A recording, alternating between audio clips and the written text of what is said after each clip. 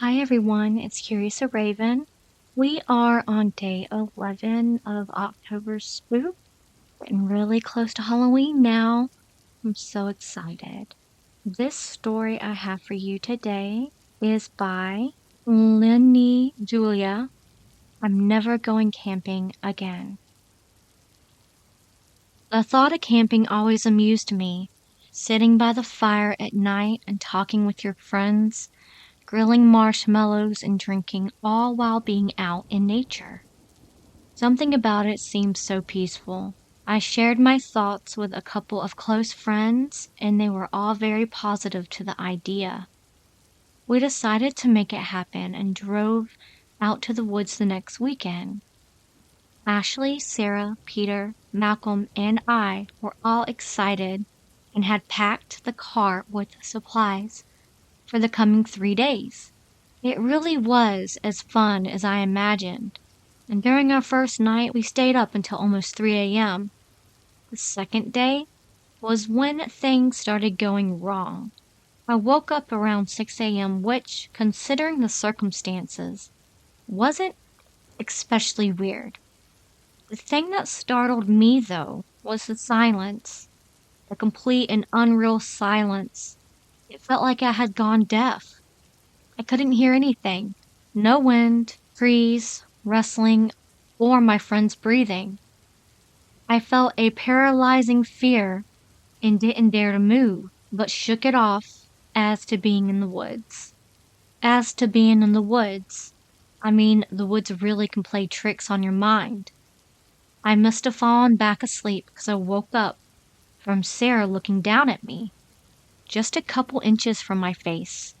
I nearly screamed and asked her what the hell she was doing, but she just laughed it off. Apart from that, the day continued as normal. It was actually really fun. When it got late in the evening, me and Ashley both had to pee. And one of the less fun things to do while camping.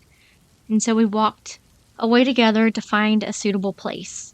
The darkness surrounded us, and I really had to concentrate on where to put my feet so I didn't trip over some roots.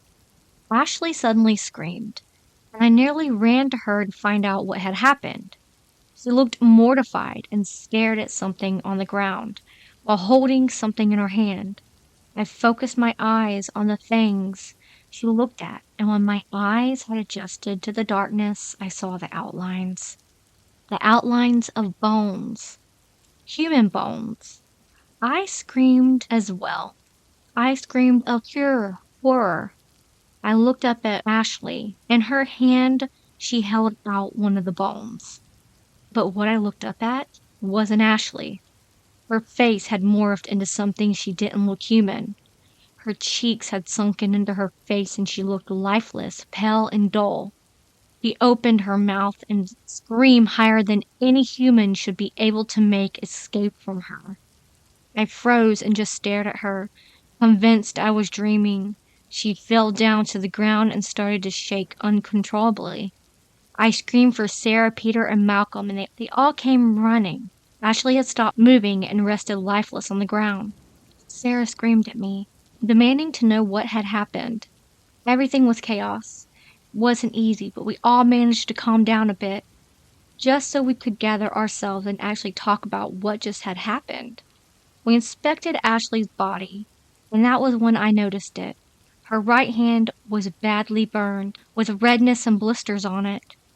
It was such a contrast to the rest of her now pale body that it was impossible to miss. I connected the dots. That's the hand she was holding the bone with. That was it for her. I wanted to leave right that second. We left as soon as we managed to, leaving Ashley and almost all of our stuff behind. I sat quietly in the car and stared out the window. I heard Malcolm breathing excessively behind me in the back seat, and I turned around thinking he was stressed. His eyes were wide open and he stared down at his hand. He claimed he felt funny and started breathing faster. I looked down at his lap where his hands rested. A bone, a human bone rested in his hands, seemingly a rib. My blood turned to ice and I acted on instinct. I slapped the bone out of his hands and it flew out of the open car window. I then swore to myself that I never would return here. We came home about 10 minutes ago. I'm relieved that I'm home, but I can't help but think I really miss those woods. I think I might go back tonight.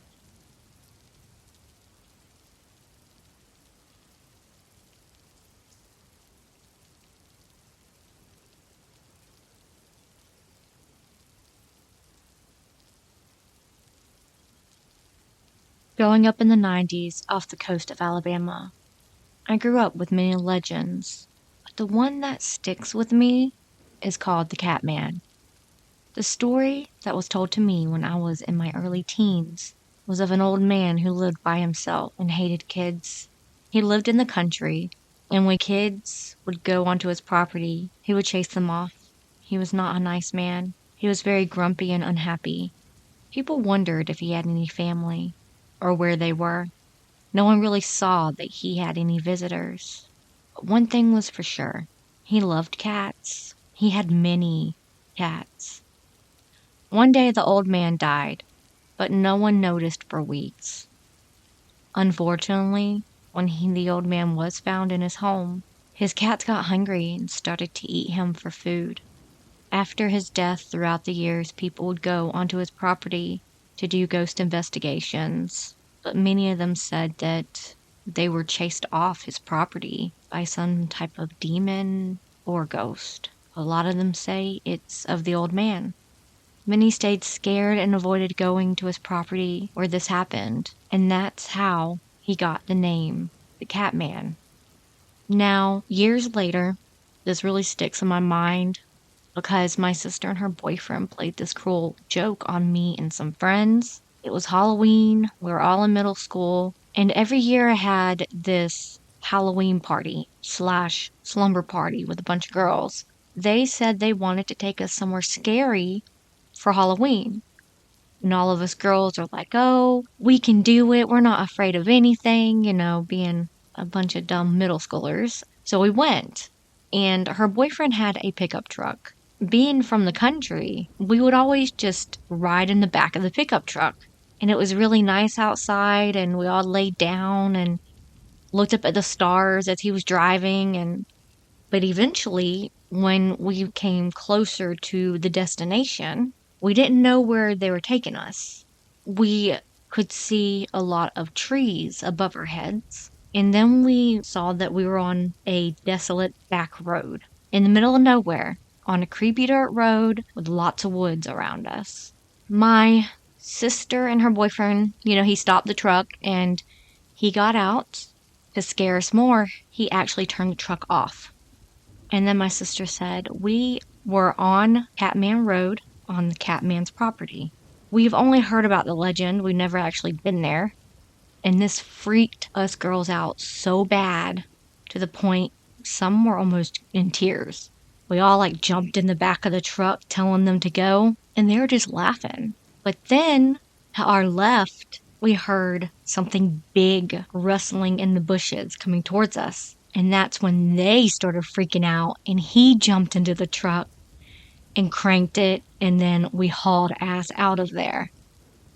That was so scary. The fear of being in an opened area. We were so worried that we would see someone or something chasing after the truck. It really freaked us out. That was one of the most horrific, scary Halloween nights I've ever had. Now, I was curious. I was like, well, I wonder if anyone ever has put that legend on the internet, the Gulf Coast of Alabama. I actually found on one of the Gulf Coast State Park's website, the legend of the Catman. I was curious, so I read it. I'm going to read it to y'all as well to show how twisted legends can eventually get. This is the real legend of the Catman. On the eve of the great cat hunt, the medicine man gave his warriors a sip of serum, instilling tremendous strength and stamina. Legend recounts a story of an overzealous young warrior that crept into the medicine man's hut and drank a bottle of the potent concoction.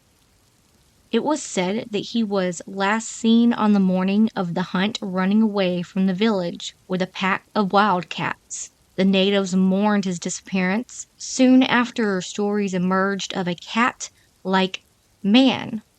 Decades later, local fishermen tell the tale of the catman stealing their bait and fleeing into the backcountry trails. Others claimed that Catman was watching them through the wood when gathering berries or chopping wood.